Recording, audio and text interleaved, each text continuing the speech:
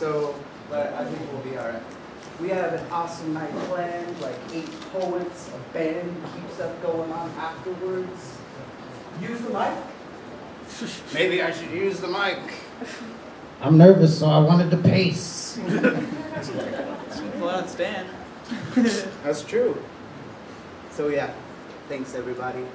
8 poets, the Mother Ruckus, for a while used aside. And I'll start things off, and then we'll draw a name, and then introduce, and then we'll start it. So, thank yous. I am noble, and yous are who yous are. Thank yous. Just thank yous for that. Thank yous so very much for that. Thank yous for being alive, in fact. Thank yous for being people and here and now, alive. Whoa. Alive to hear me. Thank yous aloud. To be honest, this is me, truly. This is me acknowledging my respect and appreciation of yous. That's it. This is me truly expressing my admiration and gratitude of yous, us all, so that this attitude is significant only because it is my truth, my black truth. Antonymous to white lies, though some lies are wise. But yous try. Just feel the people around. They literally feel good. Hear the people around. They sound superb. Breathe in the people around. Hopefully, they smell and taste delicious, delirious even. You see all the people around and extraordinarily they appear. Observe the purposeful diversity. Notice the perfectly fantastic wondrousness of difference, naturally harmonized in an asymmetry of perfection. So yous know why, here and now, I am so graciously grateful for yous, who represent a wholly other livelihood than mine, and altogether altered in signature starshine, and we radiate magnanimously together. Like birds of a feather, we've gravitated under some constellation of power here now. And what matters most is what we choose to do now and here. So feel free to feel full of beauty. You are, as am I. Feel free to create yourselves anew tonight. Feel free to feel high. Embrace your shadow's might. Yous can do it. I have imagination in yous. It may feel a little weird, but God is there. Yous are stars amongst stars tonight, and the sky is enticing. Yous could choose to use the magic or refuse it. We could chant it like mantra pieces of a Sri Yantra puzzle. Chant it together. See the big picture. Thank yous. Thank yous. Thank yous. So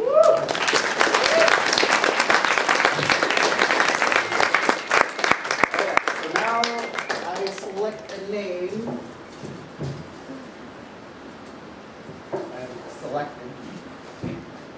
And our first poet tonight is Sarah Moses. Sarah, hope you hold that. Sarah Moses, we had an awesome conversation.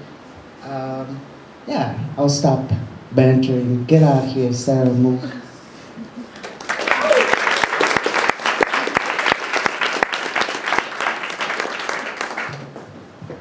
Hi.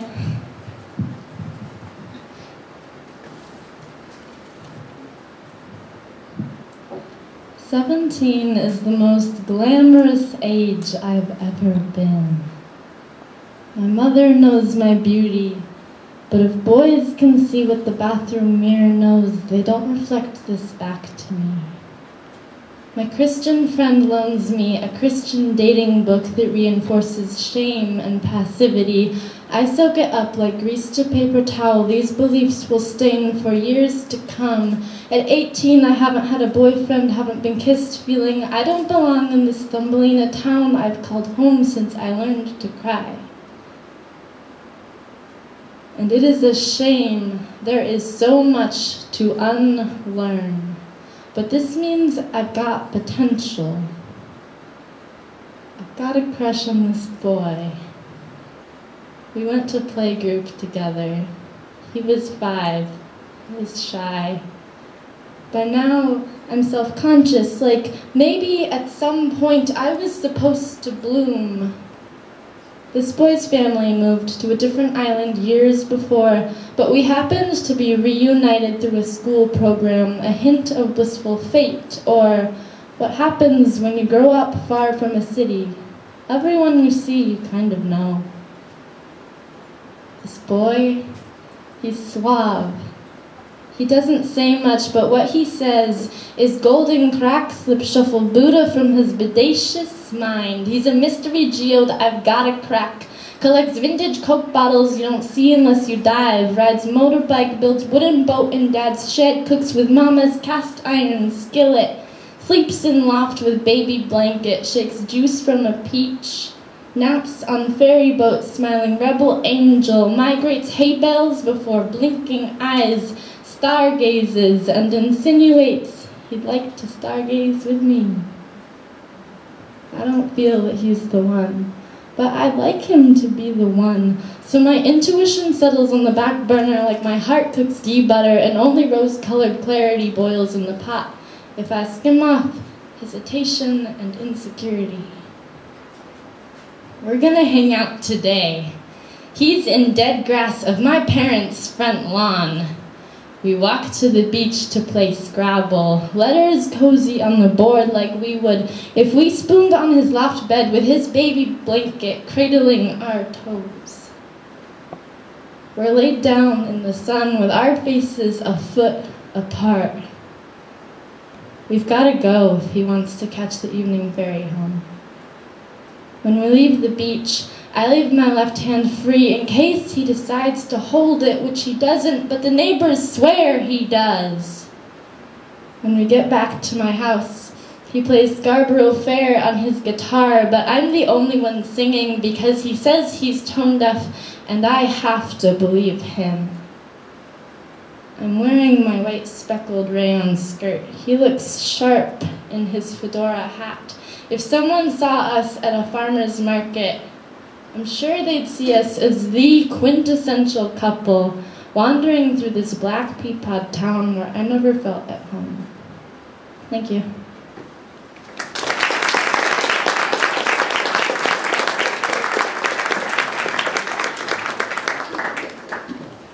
That was based on a journal entry from high school.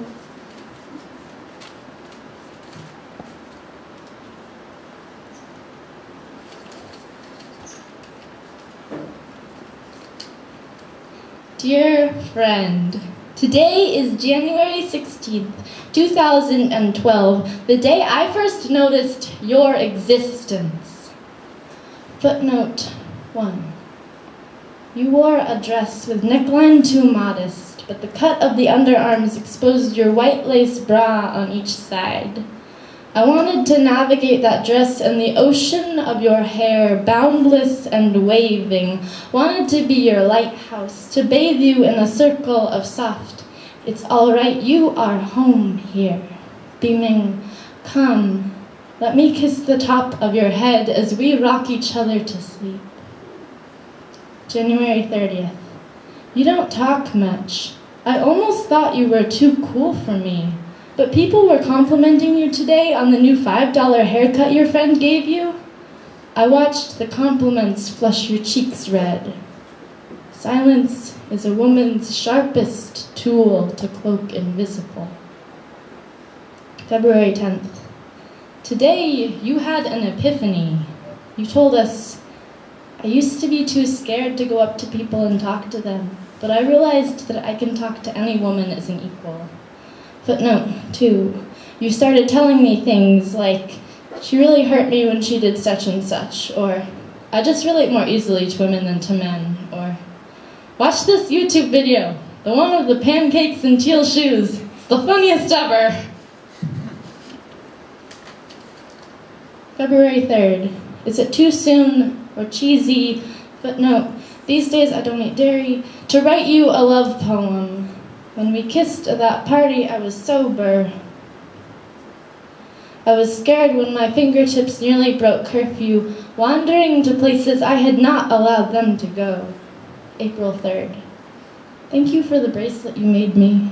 It's the only bracelet that's ever felt right on my wrist. Footnote. Yes, I will miss you when we are in separate places. I'm trying to remember why these beads remind me of you. Are your eyes blue? Footnote. Girl, I don't remember because sometimes staring into them frightens me. I'm afraid my mother hasn't felt these feelings. April 28th. Are your eyes blue? This morning when I thought to check, you were still asleep. So I watched the way the freckles rest upon your cheeks. June 13th. We are kissing outside another party. 8. My heart has just been bruised like the bananas in my freezer, and there are too many fruit flies buzzing in my brain. 9. All I can think about is the best way to avoid hurting you, but none of these options feel right. There are no signposts, but those naming the intersection where we stand with your bike perched between us. My fingertips are neurons firing ice. I pray to every goddess that the steam and flow of our breath can reconcile the love note I sang you a month before with the uncertainty of a rowboat shipwrecked and abandoned in apocalyptic flood. July 30th. Dear friend, is it too soon to write you a love poem? Footnote. I like you because I can tell you you're pretty, and I mean it. Not only pretty, but beautiful and deep. Deep as the root of a dandelion. No, deeper, like the ocean. Sincerely, your lighthouse. Thank you.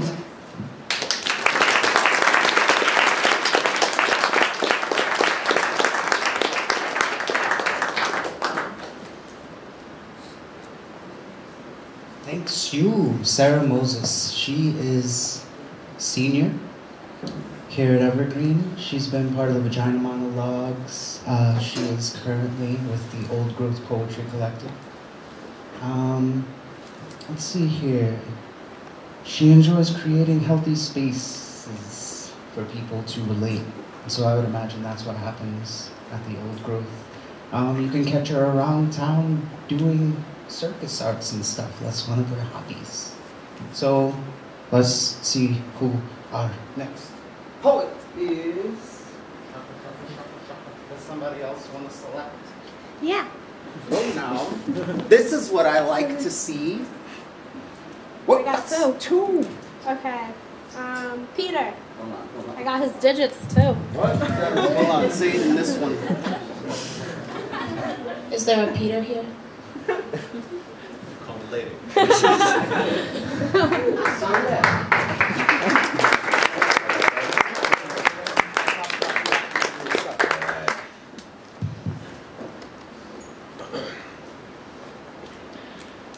We stand at daggers drawn. We stand at daggers drawn. We stand at daggers drawn. We stand. Now our thirst to squat sequoias in Northern California, and I live and breathe inside a dying culture. It's falling apart like the tanks at Hanford, and falling into place like banner drops and day laborers. The day after tomorrow, no more drones on the border, or modified corn cross heritage crops, spreading terminated seeds, sterilizing my earth. Gotta ask myself, what am I doing in front of computers? Because my art's indirectly active, and it adds like Ghostbusters to the flood of the spectacle, to the greenwashed biomass on rising tides, ride the honest parts for millions of capitalists. While squats and farms survive winter droughts, they sell us homes and food, we slave to carry on. But resistance ain't fertile guerrilla bullets and sea balls with poor people getting killed for protecting their homes. If it's a battle in Seattle, I'm voting for fire. Cause it's bigger than flying or holding a benefit. And that change to come won't promenade on dance floors. Cause the more you learn to play, the less each string brings individual. So who watches the watchmen? And who shoots the cops when they shoot us? It's a cold war for a cold world. And a cold world for... Yeah, but fuck it, from seeds to cultures, it's exponential. Grain silos turn to cooling towers after meals go, and blockaded cities shall burn Athena, and the chief of the village in bed with his instruments. I'm howling off overturned bulldozers, hoping the moon will hear me on the run. I got nothing to lose, so I give all I got. Squatting the planet and drawing my dagger.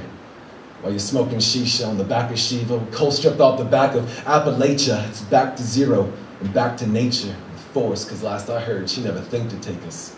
That puppet show in this republic casts a darker shadow across us masses, and reputations burn to kaleidoscope my world in the dynamite colors of anti-human fascists, to be continued or replaced by fungus, a gas can, and a kitchen timer. Where your toys come from before the shelf in the store, and the trash going wars over food and water. It's maquiladoras, power global northerners, incoming shortages, desperation spreads like a plague upon us. Everybody sees it coming, but nobody gives up their comforts. From the cul-de-sacs to the community gardens, armed struggle spreads through the gated suburbs. All species leave to never return. Humans are special. It's something I gotta learn. But they control the weather. The sun won't last forever. They kill the outspoken, offset their carbon. So protest the violence non-violent and pioneer squares like Tiananmen, set your flesh on fire. Fits like a silk road, brick of gold, and palms of Haitian or Rwandan children born with 200 chemicals inside of their umbilicals. This culture's footprint's bigger than dinosaurs. From New Orleans to the Niger Delta, the terraforming New World Order when the fields are gone. This Texaco leads to tar sand, desert dust, clean a car would stay sunk in my Amazon. But the class was dismissed to play in the sun, and when the water was drawn, it set on fire. So we drank 8 cups because they said it was good for us, but they never drank with us. So where will I be setting fires when they gun me down, hauling water and wood and freeing the salmon, living like fuck today? Or is it fuck tomorrow? Defending trees in my family and defending the fields. In the century of the self, that temperature changed and clean water diminished, but the comfortable creatures bottled it in plastic and built a bomb shelter. Melt all your plastic and build a bomb. They always peak in the sink and stain the globe like crank. It don't add to growth if it's honest work. So fight your existence, fighting that cancer. My only enemy, civilization. So I'm forever on some list, watched by some Satanists, and as that world burns, I evolve past legacies. It's ever present. Every second, the stench of death and final instant living. So where will you be when them sirens sound? When dust fills the sky, it begins to fall, and you know that life was always meant to be more, but there are no second chances to live by your words. So we stand at daggers drawn. We stand at daggers drawn. We stand at daggers drawn. But do we stand together? Thank you.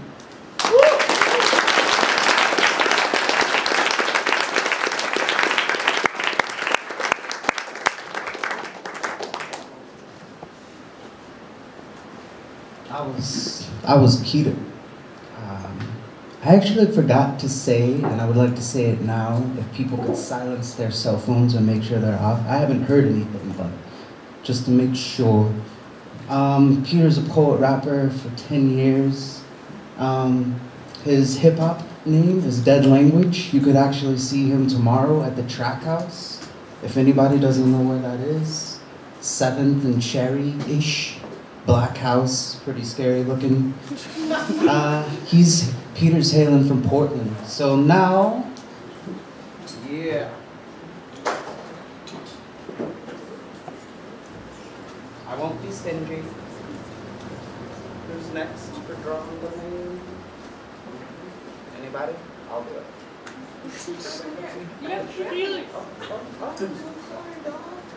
My hairdresser, thank you. I did my hair today and I love it. Janessa. Brian Coyote McCracken.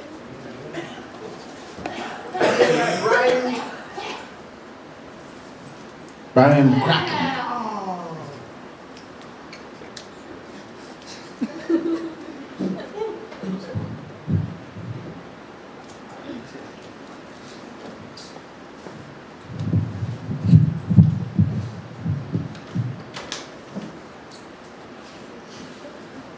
We are tired. of poetry readings with undead stanzas staggering through frayed stitched lips in the dimly lit red pen districts of college campuses. In ivory towers all across America, bow-tie poets map out our eardrums like a cartographer's dying breath in perfect career 10-point font. This poem is my dissertation. We were not meant to bite our tongues to the tunes of Xanax-stuffed Black Beret poets, Daddy-o. Not meant to hunch cold and dry under the weight of dead beatniks, sedated by the one-way death rattles of imitation word Buddhas, siphoning culture through non-fat lattes. Poets of the Academy, of the deserted book nooks of the ghost town coffee shops, please stop hiding behind your social milieus. Please stop hoarding the water. Please stop buttering out 2% haikus, because poetry was born to perform. We are gathered here tonight like the spoken wordsmiths before us, trading swigs of epiphany between constellation and bonfire. From the bards to the jesters, to the griots of Africa, from soapbox chariot slingers to freestyling alley cats taking the beat to the street, to the poet revolutionaries, stretching fists to the skies, these battle cries against complicity defiantly twist and turn before you. Mic stand dancing, exhaling sutras, expelling alienation through moonlight kisses, middle fingers. Vulnerable, stronger in our weakness, we are unveiled upon this altar, disrobed amongst this audience, existing already within you. We are a window. You are entertained. However, we are not your fucking TV. And you are not a consumer tonight. Do not sit idly petrified in your seats, passively sponging up poetry like advertising jingles. Resurrect yourself. You are hereby liberated from your lives of quiet desperation. Do not let us be crucified by your silence, stoned by your gaze, you room full of beautiful Medusas. We are the goddesses and gods we've always run to in times of crisis. This mic breaks bread, not bodies. Let us sip not prison wine and caged whimpers, but bootleg moonshine in high-speed chases like whiskey barrels, like 30-year scotch. Let us gaze into the eyes of each other's hurricanes. Let us drink the perfect storm. This mic trickles syllables across the nape of your neck, your chest, the sensitive parchment cradling your abdomen. Let these words be the tingle of lovers' fingertips. Let us taste each other's sweat, wet like the dusk on the lips of our lovers. Poetry is the sweet nectar of our psyches. It is the realm where sex and metaphor meet.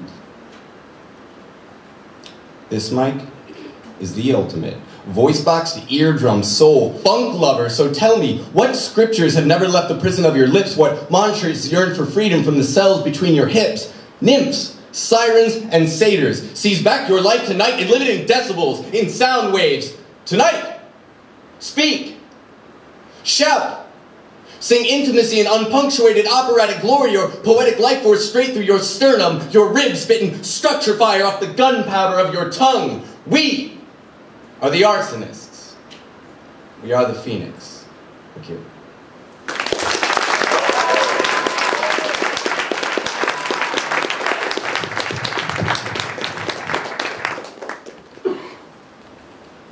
All right, so I got one off page for you. I haven't read this one in public before, actually, so I might skip a little bit.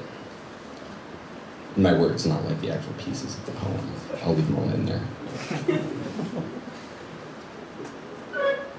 1. Rose Bowl, November 1997. Mouse kneels next to me, posing for my father's cameras.